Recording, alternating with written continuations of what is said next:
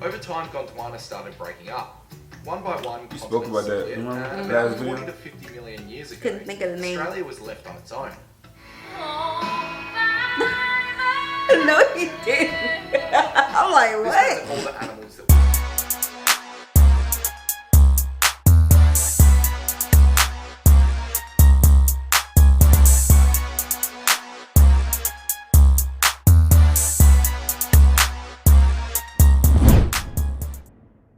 What's good, y'all? It's the Demouchets React, and we're back with another video. Who we got today, C? Today we are back with another American reaction. Yep. We're super excited about this video, guys. If you're new to us and we're new to you, make sure you scroll down, hit the red subscribe button, and turn on the post notification bell because we're on the road to 50K. And we cannot get there without you guys, all right? Join the family. Without further ado, let's get into the video. When British scientists first discovered a platypus in 1799, Platypus. they When was the last time you heard thought it was that a name? joke. Oh, that little They show said our someone babies sewn watch. a duck's bill onto a beaver's body. But they were wrong.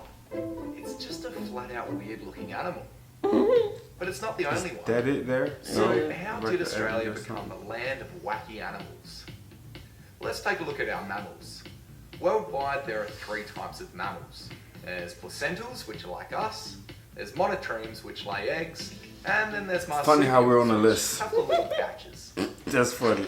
Ew, it's not like in cartoons. Most of the mammals in the world are placentals. But Australia is quite different. Placentals. We're the only continent on Earth with all 3 types, but also the only continent where marsupials dominate the landscape. So let's go back to where it all began. About 250 million years ago, Australia was part of a much bigger island called Gondwana. Gondwana contained most of the land in the southern hemisphere, and it also had plenty of wildlife. Over time, Gondwana started breaking up. One by one, you spoke about that. split, Remember and that about video? 40 to 50 million years ago, Couldn't think of the name. Australia was left on its own. No, he didn't. I'm like, This meant what? that all the animals that were on Australia and didn't have wings were now kind of stuck.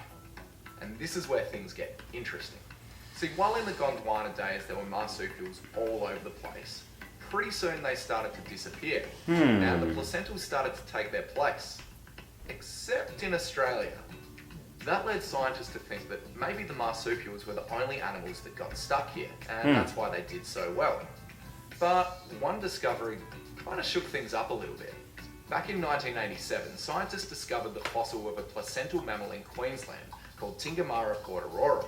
Say that 3 times fast. Tingamara portororum. Scientists reckon it was living on Just Australia let it roll. around the time Just before let it died. roll.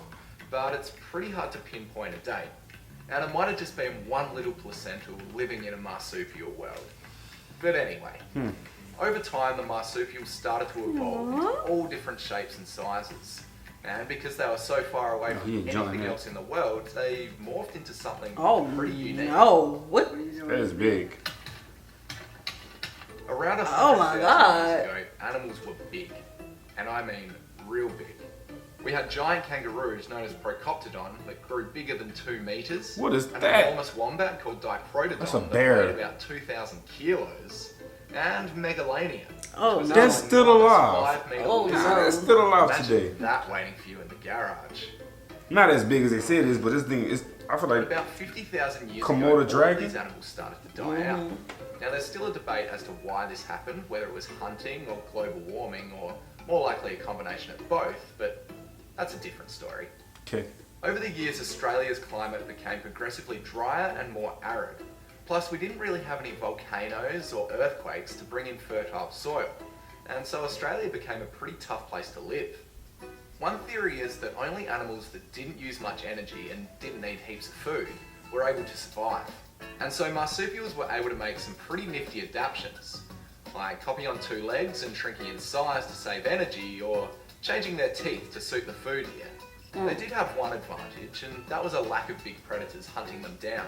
I mean, there was one cat-like predator, the Leo, and also a carnivorous kangaroo, but they died out with the megafauna. What? And then there was the What was these the world's things? only marsupial wolf, which was wiped out on the mainland. And y'all know what's so Dingoes funny died about this before- picture right here? The lysine thingy, whatever he called that? Yeah. That's the only picture I ever saw of this thing. Really? You've seen this before? No, this is the only picture that I only saw, and this is the picture he's using. So this is the only picture that I know that's existing of this animal. Okay. Which is funny to me because if you'd had another picture, then I'd been like, wow.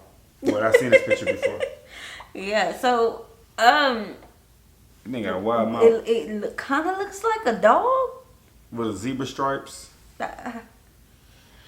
Maybe a jaguar. Jaguar. I don't know, but the dingo looks like a wolf with a dog. You know, that kind of breed. Yeah.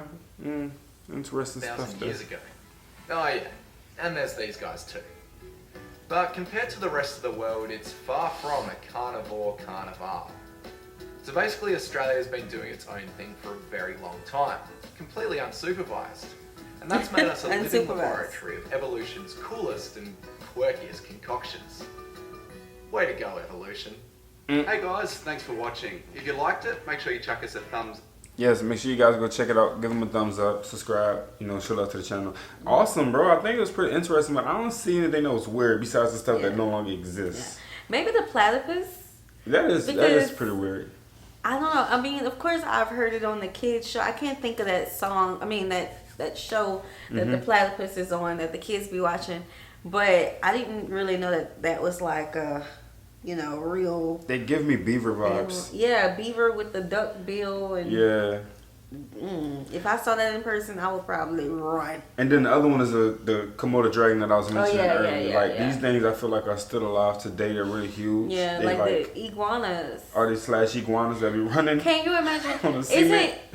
Isn't in Florida like something like they get frozen and they just drop from the trees? Mm-hmm. Oh my God! Imagine that. Are they playing dead? I think they play dead because they're not all the way dead. Shoot, you can't play dead in the jungle. You're gonna get eaten anyway. Fall. Oh my God. Like on your windshield or something? Yeah. Oh my God. Yeah, that's I can imagine. Hey, Florida, man, if y'all ain't here, go ahead and drop down in the comment. Let us know if there's like the thing that y'all gotta really deal with. Yeah, that's a different breed. It's a different type of breed right there. We hope you all enjoyed this video with us. Like this video, subscribe, turn on the post notification bell. We have enabled our super thanks if you would like to support the channel that way. And we have our mailing address in the description box down below. We'll see you soon. Peace.